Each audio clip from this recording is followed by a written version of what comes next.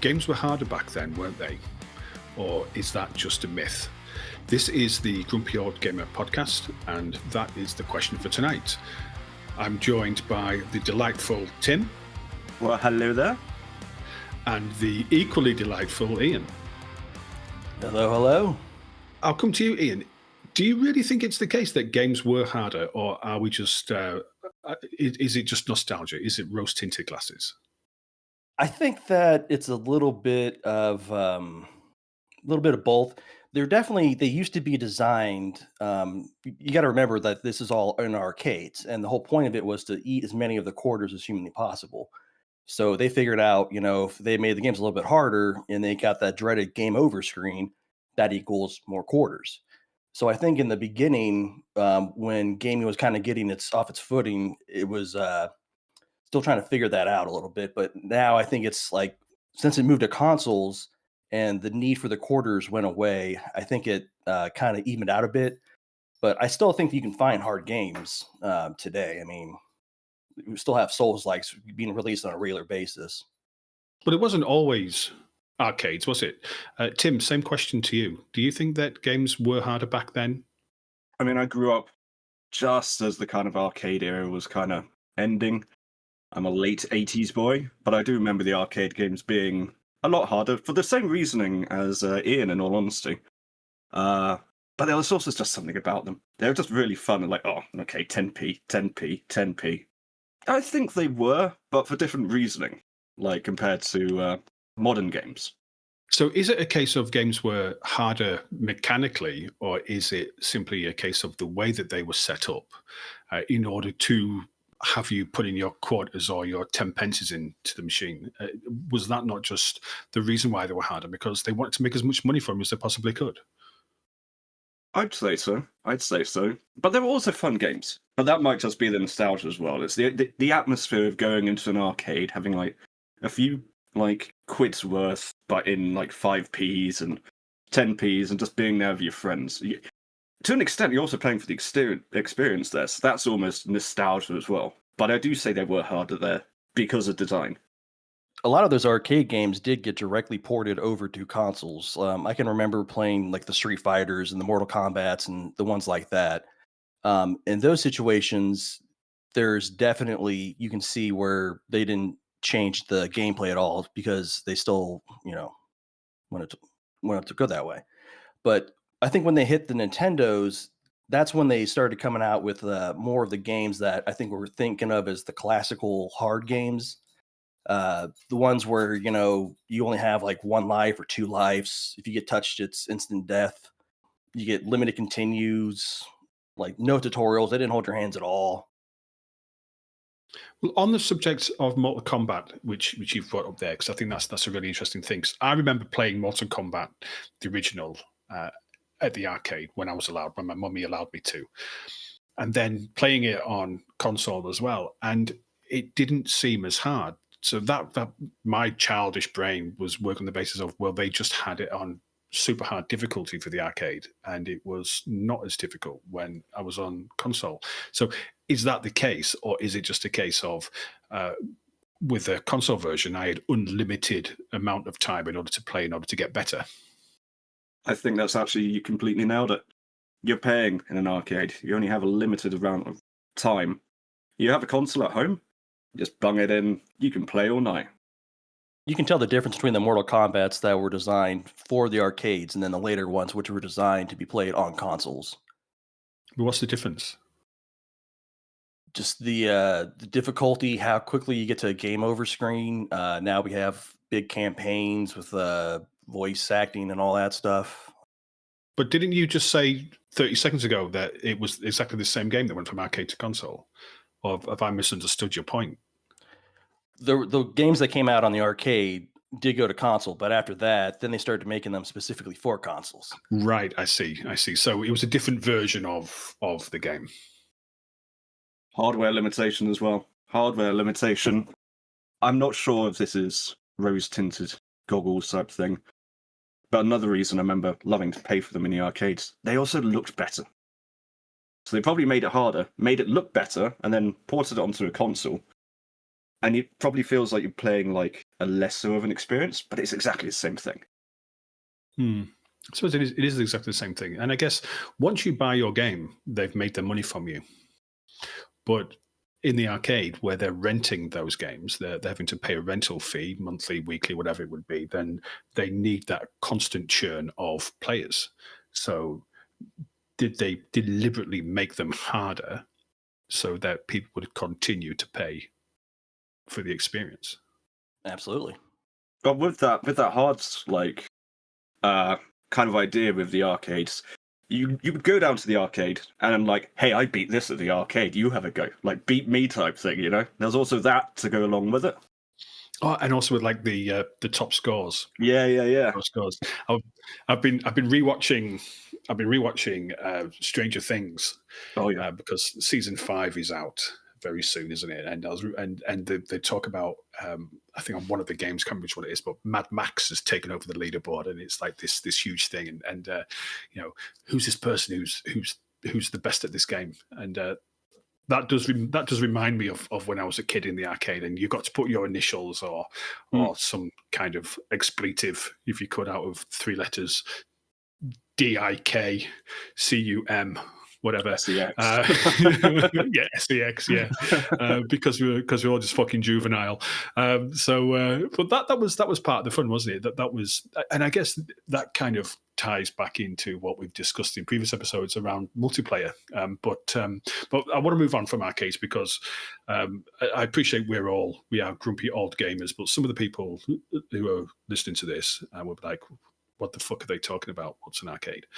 So consoles. So if you think the original consoles, your Master System, your NES, your Mega Drive or Genesis, if you're a septic tank, and the Super Nintendo, there was some technical limitations with these, and this is why I think that one of the reasons why I think that we think of games back then of being a lot harder was you couldn't save your game. Yeah, I think that's if you look at it now, how much space do you need to save sometimes if you have a video game that like the saves are taking up too much space? Saves can take up a lot of space. And back then they didn't have crap for it. So that was why they had the limitations where you can only have like 3 saves at a time. Well, no, you could have any saves. You couldn't have any saves. You know, I mean, one of the first games I remember playing was one of the very first games I remember playing, 1990, Sonic the Hedgehog, and I was the coolest kid on the block because I had a Japanese import Mega Drive and playing Sonic the Hedgehog. And if you didn't complete the game in one sitting, you were back to the first level the next time you turned it on. There was no capability for saving the game at all. And did that not inflate the difficulty because you had to play consistently for several hours, or you're back at the beginning again? I think that's completely it. And it also really forced you to learn the games because you didn't have a second chance. That was it. You were done. Like if, say, the power went out, back to the beginning. Oh, angry mum, boop, back to the beginning. Like, you know? Mm-hmm. Yeah, and on that point about learning the games as well, because space on consoles was so limited, I think at the moment in 2025, we are spoiled by tutorials. So if you go on Steam or you go on your PlayStation or whatever, and you get a new game, and you know, especially if it's a more complex one like an RTS or a 4X or a city builder or whatever, they give you a tutorial. So they hold your hand and teach you how to play the game. But back then, you put the cartridge in your console, you switched it on, you press start, and you were straight into it, and you had to learn. You had to learn as you played. I think one of the biggest features that really made a quality of life improvement for gamers everywhere was the auto save. I mean, nowadays, you know, it's expected to be a common feature, but back in the old days, yeah, if you couldn't save at all. So did the memory card for the PlayStation, did that in its own perverse kind of way make games easier? Because of course, save scumming as well. You know, you've got to think of that in terms of saving as well. So you save your game, you try one method, didn't work, you're not back at the start. You just go back to just before the point where you failed, and you try again, and you try again, and you try again.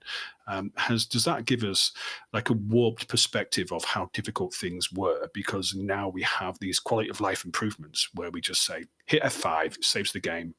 When you die, you reload back to that point. I think to an extent, yes, but I still think the developers were making hard games, and you'd have to get to a certain point, and they could make that as far away as they can. Like the lack of autosave. I'm thinking of like the original Metal Gear Solid, the one on the PlayStation. By far, that was not an easy game. Didn't have the internet to see what was happening, and then it would troll you for like if you didn't do very well. There was a massive thing with that. So to an extent, I think they designed the games in the same way, but that was just a little bit more of a convenience, if that makes sense. One thing that really had a impact on the difficulty of video games was the fact that video game rentals started coming out in the late 80s. The way that the video game companies were looking at that was that, this company is renting out the same game over and over and over. I'm not getting anything. So Battletoads is a good example. This game that came out in 1991 and was deliberately made nearly impossible to prevent weekend completion. So that way people couldn't beat it in one game through by renting it. So they would have to rent it again. Yes, or they would have to, if that was an option, if your mom would let you. Was that deliberate? Deliberate. But was it, or was it just a difficult game? Which because because there's a correlation doesn't mean that there's causation. It doesn't have to be that the reason why it was difficult was in order to accrue additional rental income. It could just be that there was additional rental income because it was a difficult game. Because that's quite a cynical way of looking at that. I mean, is there any proof that that's what they did? I don't think there's proof to an extent, but I would say if that were the case, genuinely, that would encourage them, instead of renting it out every weekend, just to flat out buy the game. But it is a cynical approach, if that is what the case was. Well, that's the approach that some of the game designers had in the 90s and the 80s. Well, that's really fucking cynical. That's really cynical, Yeah. Well, just make it so it's a 30-hour game, and then no one's going to bother renting that. Oh, that's a buy one. You got to buy that game. Yeah, well, but games were never that long, were they? Games were never that long back then, Like, but if we're talking like the early '90s, especially your console games, if you would play it, and I think because there was no save feature, they were like, well, we can't have a 10-hour game because no one's ever going to finish it. I couldn't tell you how long it took to complete Sonic the Hedgehog, but I bet it was no more than a couple of hours, 3 hours at the most to wade through the entire thing and to get all of your Chaos Emeralds and complete every single objective that was set. Because again, technical limitations, you couldn't have a game which was certainly not live service. You couldn't have a game which was going to take 10 hours to complete, because nobody would sit and play a game for. I mean, we do now, but it's different then. Nobody was sitting and playing a game for 10 hours non-stop. So yeah, I guess that's another limitation, another reason why we have this perception that things were more difficult. Do you guys remember back in the old days when video game magazines would say, like, they would categorize games based on if it was like worth a renting, worth buying, or worth picking up on sale? Do you guys remember those? Because I used to be a whole thing. We still do that now. If you look at the Steam reviews, it's a case of recommended, but wait till it's on sale. So I don't think that's changed much, has it? But moving on from those early consoles, I mean, I want to come back to this question because nobody really gave me a concrete answer. With the PlayStation and the memory card, and I think the memory card was just quite revolutionary when it came to console gaming, because it allowed you to, of course, it allowed you to save your progress, but it allowed developers to also create longer games. You know, did games get easier as a result of the ability to save those games? I think the perception is yes. But as you said, they would make, like, I'm going to use the Tekken series as an example. That was revolutionary with the memory card. You could unlock a character, save it, and be like, okay, I can play it later type of thing. And you'd have that character when you get back. That was really noticeable compared to, like, say, other games of the genre. And so we'll have to play it all again. But Tekken wasn't really a game where you had. I hear what you're saying, and I love Tekken, and like Jack and Jack 2 and all the different characters that you could unlock and to improve your game experience. But I don't think that that ability to unlock characters made a game more difficult or easier. It just increased the amount of content that you had. But you mentioned Metal Gear Solid. You said it was a difficult game, and I remember playing the original Metal Gear Solid, and I absolutely loved it. But the fact that you could save that game, would they have released Metal Gear Solid in the state that they did? And I'm not saying there was anything wrong with it. It was a fantastic game. Would they have released Metal Gear Solid as the game that it was if you didn't have the opportunity to save games? No, not at all. There's no way you could do it.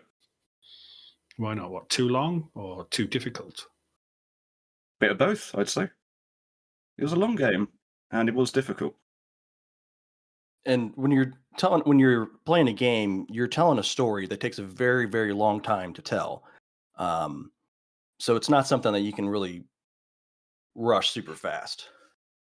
Well, you could, and you did. And this is kind of the evolution of what we're talking about. So nowadays, I mean, gamers expect a game to. I mean, the most popular games on Steam are simulators, builders. They're games where people they say, if I pay my $20 or my $40, I'm going to get 30, 40, 50, 100, or in my case, 7,000 hours in City Skylines. So you're getting value for money out of that, but if you look at Sonic, Mario, Ghouls and Ghosts, I was talking to Tim just before this episode about Ghouls and Ghosts. Love that game. So difficult because you couldn't save it, But those are games which were shorter experiences. So and very, very successful. I think if you look at the Final Fantasy series, that tells you a good story of how they're able to improve their narrative capabilities as the technology improved, where they could have higher resolution, they could have more saves, they could have more enemies, more complex systems. I think the coolest thing about the PlayStation memory card was that I could have my memory card, take it home, take it to school with me, go to my friend's house, plug it in, and then show him, oh, this is the save where I beat the whoever and whatever. It was portable. It was something you could share. It was awesome. Kind of miss it. Why'd you miss it? Can you not do that now? Can you not just send somebody your save file? Yeah, it's not the same. There we go. Yeah. But I think you can still have a game get released today that is very, very, very difficult and still have it be successful. And I think that the Dark Souls is the testament to that. Between the Demon Souls and the Elden Ring, those are hard games. Those are not easy games. And that's part of the experience. The director of the game, wanted it to really be punishing and wanted you to really have to learn from dying and then losing everything and starting over. Yeah, and there was it was kind of like a bit of a revolution, wasn't it? Because I think that the industry was moving towards making games accessible, making games fun, so people had a pleasurable experience. And then suddenly this game came along, and it was like, no, we're not doing that anymore. We want to challenge players. There's a market there for people to be challenged, for people to be to have that sense of accomplishment. I remember completing easy games and enjoying the experience, but you didn't really feel that you'd achieved anything because anybody could do it. Well, I remember one of the major features that came out was the difficulty modes where you could select, easy mode. Like, I don't want to be a glutton for punishment, or what was in Doom hurt me plenty. But I mean, I think with those options, looking at it today, like, I think we're spoiled because we can really adjust the difficulties on all games to make it really, really difficult if you want. It's interesting you bring that up because I was playing a game recently called Dying Breed, which is an RTS. It's like a throwback to the original Command and Conquer. And it's a brilliant game, and I was talking to the developer about it, and and he said, "How are you getting on?" I said, "Look, I said it's really difficult."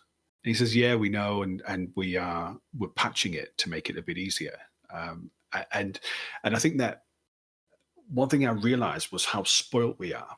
So when I bought Ghouls and Ghosts for my Mega Drive, that was the game that I was playing. And if it was difficult and if I died, I played again and again and again and achieved the level and again and again and Yeah. onwards. And it was almost quite masochistic what I put myself through in order to, and I don't think I ever finished it, but it was certainly masochistic to continue to put myself through that experience, because that was the game that I was stuck with. I couldn't do anything about it. I'd paid however much it was for the game, and um, I was going to play it. With Dying Breed, uh, which I picked up on Steam when it released. Got to the fourth mission, tried it 3 times, played something else. I'll just install something else, and I'll just play something else. So does that skew our ideas of difficulty? Because as much as that was difficult, it's not going to stay in my brain as a difficult game because I just moved on to something which was more forgiving. I think you're right. There's so much out there, especially on Steam and all the consoles as well. Like, why bother when I can just play this, exit, done? I have a bit of a better time type thing. It's just easier, just to switch. I think video games have really evolved to the point where you should be able to game the way you want to game. Like I was saying earlier, if you want to have a really intense, focused, hard, difficult time, you can do that on some games. Like you can look at the Skyrim or Fallout. Um, those had like the difficulty sliders, and you could go very easy, easy, medium, hard, very hard. Like there's lots of options. I think that um, it really isn't an issue today just because we have so many options. I think it's such a banquet when we play a video game that I expect that I'm going to be able to choose the difficulty to play it however I want. That's something that you used to never really see. And so you should. And I agree with doing that because I don't I don't play games to be stressed or to be frustrated. I don't think of it as easy mode, and I do like this little change that people have done where they don't call it easy mode, they call it story mode. Yes, So yes. yeah, because that makes me feel so much better. I'm not shit. I just want to enjoy the story, and and and I think that's a really clever bit of psychology to make people feel good about playing things on easy when really it's just because you're crap. And I've never proclaimed to be a great gamer. I love games. I'm just terrible at them. So being able to play um, something which has a really evocative story and not deal with the frustrations of dying all the time um, is right up there as one of my most pleasurable experiences. You're completely right. I was actually going to bring that up, especially now. A lot of games are like watching a film. They're so like beautiful these days. I mean, I'm going to use the Final Fantasy as an example. The Final Fantasy VII remake looks like that film that came out 15 years ago. It looks just like it, but you could probably play it easier and just get the storyline done. And that's just a nice option to have. I do appreciate some video games that incorporate the difficulty into the game design. A good example of that would be classic Diablo, where they just said, "All right, once you complete the game, do it again, and we'll just make the enemies harder, and add some more health to them, and make them do more damage, and let your guy level up some more." And they built that into the gameplay loop, and by doing that, they're able to extend the amount of time that people play the game I suppose that that leans into the MMO experience as well, doesn't it? So I played an awful amount of Age of Conan when Age of Conan Hyperborean Adventures was just an absolutely cracking game. I never got into World of Warcraft. I didn't like the cartoony graphics, but I thought Age of Conan was just a glorious experience. And you could play, as you leveled up your character and you got access to new areas, you could go and you could have a challenge when you're fighting against enemies which are of a equal or higher level than you, and the rewards for doing so meant that you move further and faster because you got more XP, therefore you leveled quicker. But then you could also go back to the island of Tortage when you were level 80 and slay level 4 mobs with your guardian in his epic armor as well. So I did like that whole thing where you can actually choose how difficult you wanted the game to be, based upon how you were feeling at that particular time. No, I just want to go and you know glory in wiping out huge groups of enemies, or I want a challenge. I want to go and be involved in a raid and be challenged and get the rewards.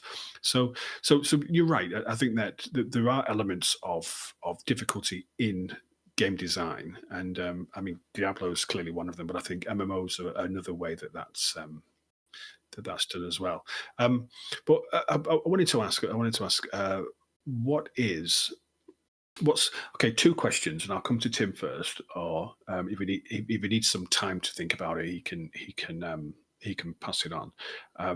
What is the most difficult game that you've played where you were like, "Fuck this! It's too hard. I'm not playing it." And what's the most difficult game you played that you just absolutely loved because of the challenge? Yeah, so I need to think about this. It's a really good question.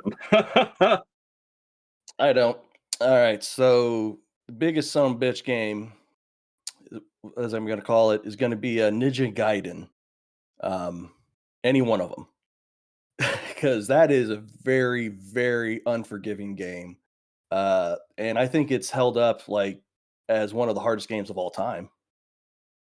And the game that I really liked, that I beat, that was really difficult, probably I had a fun time playing Fallout 4 and doing the survival mode on that. Thought that was interesting having to be maybe approach each scenario a little bit differently because I didn't have the autosave going for me and like, okay, when's the last time I saved and do I want to risk it or do I want to go back?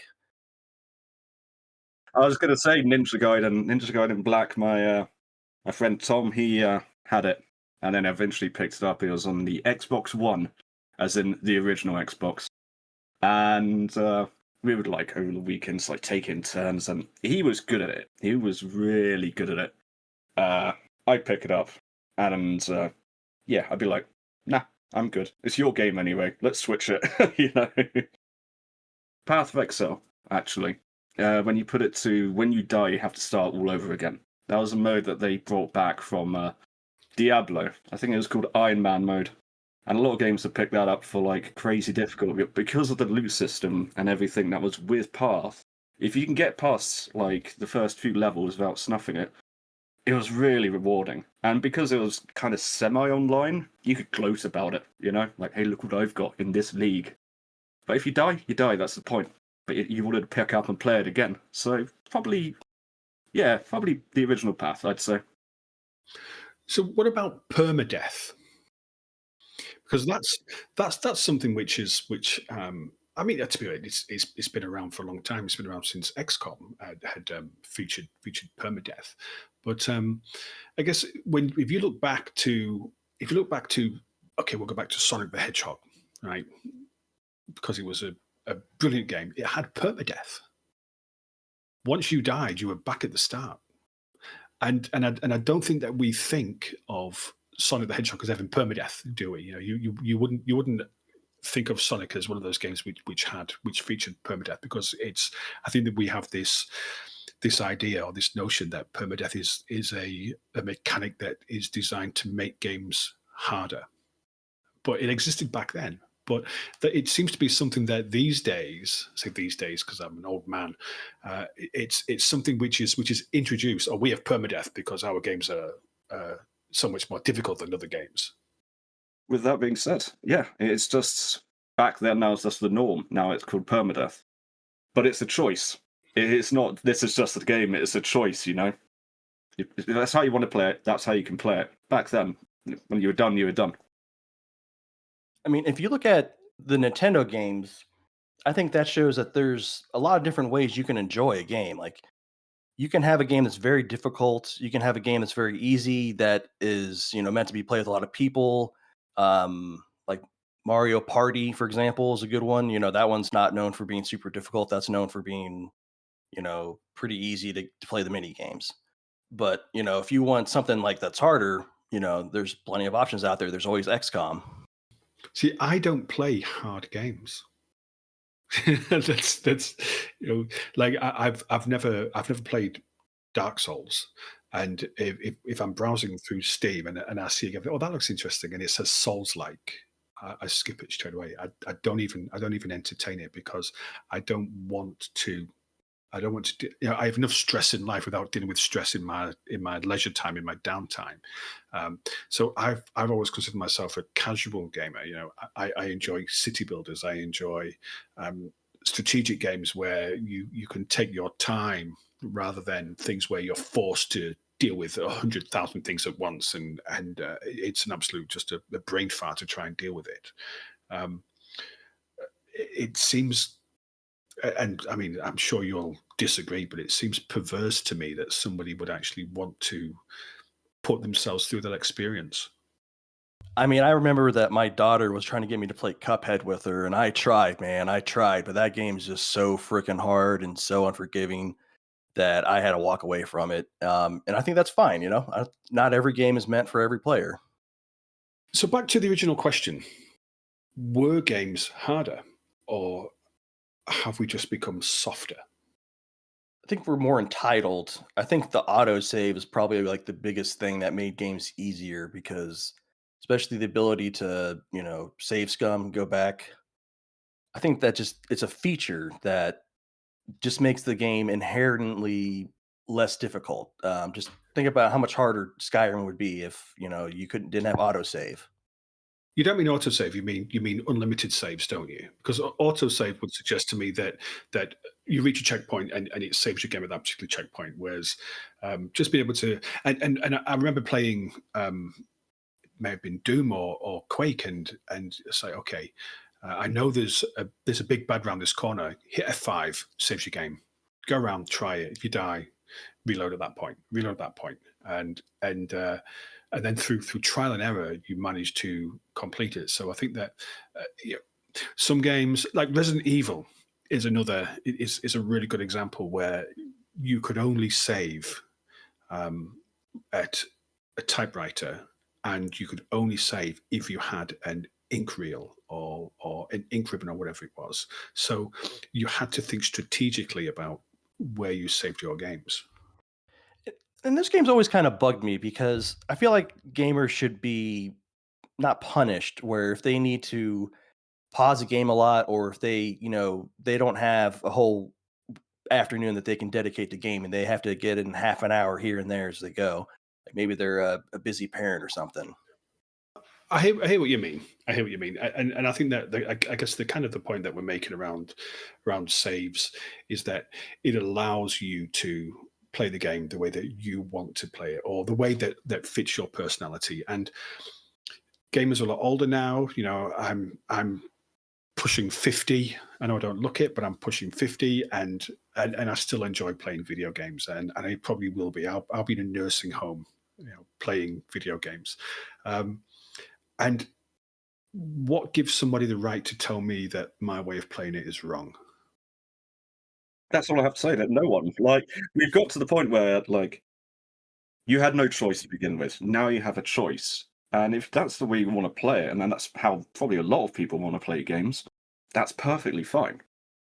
Okay, so on that point, sorry, does the developer have a right to tell me how to play that game? They are the developer, but it also depends on the developer, really, doesn't it? Some stick to I say certain yes. things. Well, it is their game at the end of the day. Because using the Resident Evil example, Resident Evil, I mean, I'm not sure how it works on 4, 5, 6, 7, 8, 9, 10, 11, 12, or however many there are. But on the first ones, you could only save using an ink ribbon at a typewriter, which was limited. So it was a built-in gameplay mechanic that my saves were limited, and you couldn't progress past a certain point if you didn't have enough ink ribbons to get to the next typewriter and to be able to save the game. Were they right to put that in? Did that make those games more difficult than what they needed to be? Would it have been better if I could just press F5 and save the game whenever I wanted to? What's the right way to do it? I think the Resident Evil series is a good example of how they weaponized anxiety, because you're running around and you're a lot more anxious if you only have so many saves that you can make, and that adds to the anxiety of the game because the game's supposed to be a horror game. Some games are like that, like some of like the Souls likes or whatever. Like they want you to have the feeling of everything is important, and you know that's kind of like the developer's vision. But I feel like it's it's been up to the gamer. If you could save wherever you want, the original Resident Evil would be a very short game. And if you're limiting stuff like that, it is an artificial way of extending a game, I think. I do appreciate how Resident Evil incorporated that into the gameplay mechanic and, with the typewriters and everything. I always thought that was kind of cool. I did too. I thought it was a great game. I mean, it was a survival horror. It wasn't just a horror game. It was a survival horror, and it's important to make the distinction between those two particular genres because they are different. The idea behind Resident Evil was that you had to, and I know in other horror games you get killed, but the point was you had to manage your survival. You had to strategize how you would survive through saves, through collecting resources, by mixing herbs, and by conserving ammunition and that kind of stuff. So the limited saves played into the limited ammunition thing. Everything was limited, and I think those are the hallmarks of great survival games where you're thinking, shit, I can't shoot this zombie in the head because I've only got 2 shotgun rounds left, so I'm going to have to stab it instead, because otherwise I know that I've got to go and take on the big anaconda, and I know I need my shotgun shells to be able to deal with that. So I don't begrudge the developers of Resident Evil for making saves limited. I thought it was an absolutely cracking way of making the game, as you said, by raising the anxiety level, which is what you want for a survival horror game. But I don't know. It's a difficult situation because sometimes I think, well, I don't want you to tell me how I should play your game. I want you to give me the game and then allow me to play it in the way that I want to play it. But if me playing it in the way I want to play it is going to detract from the experience that you believe as a developer is the best version of your game, then I kind of understand why they would introduce mechanics which limit my ability to play it how I want to play it. So do you think that all horror survival games should be permadeath? Because I mean, if it's just about adding anxiety to the player, I mean, well, I guess permadeath and saving the game don't really go hand in hand, do they? Because if you think if you had permadeath in Resident Evil, I mean, once you died in the screen, you have died, or whatever. It was quite a classic screen, wasn't it? That came up, you have died. You just reloaded your save, so that wouldn't be permadeath. I mean, are you suggesting that once I die, I should not be able to load a save? Are there any games that are like that now, where because I'd imagine that saving is integral to pretty much any game that's released now. I can't think of any, not at the top of my head. just the ones that have like the Iron Man mode and.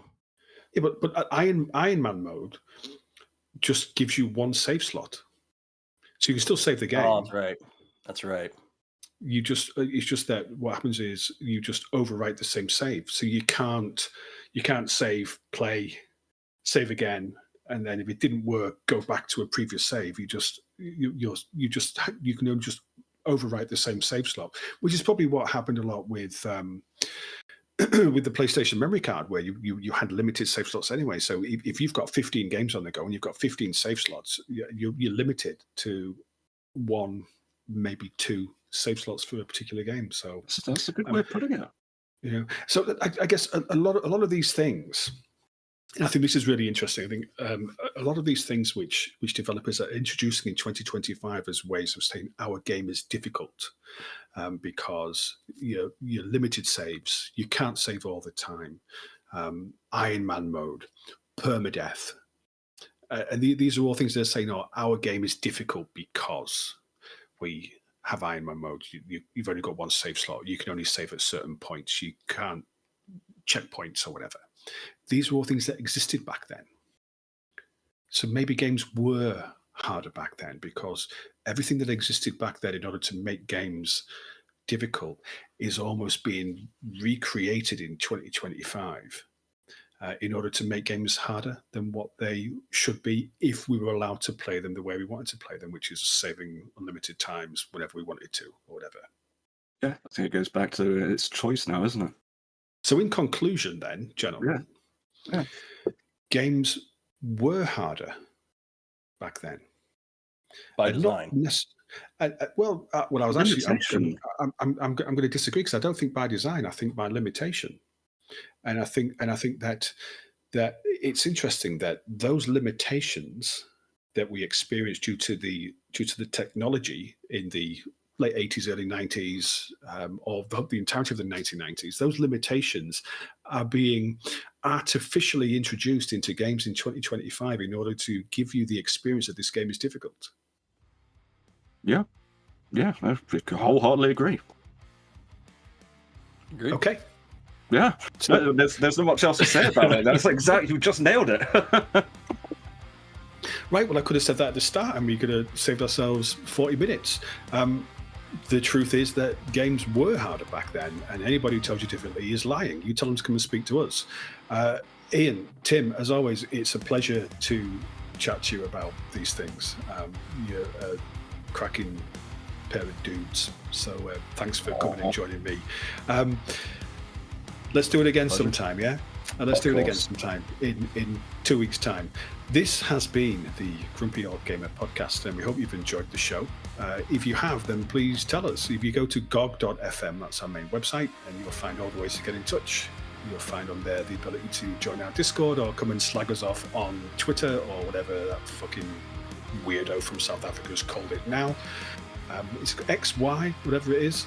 Go to Twitter, Twitter, whatever. go to gog.fm, our website. Click the link for the Discord. Come and tell us that we're wrong. Come and tell us that you disagree. Come and tell us that games are much harder now because X, Y, whatever. Thanks for listening. If you have, leave a comment if you watch this on YouTube. Let us know that we're heard. That's always appreciated. And we will see you next time. Thank you.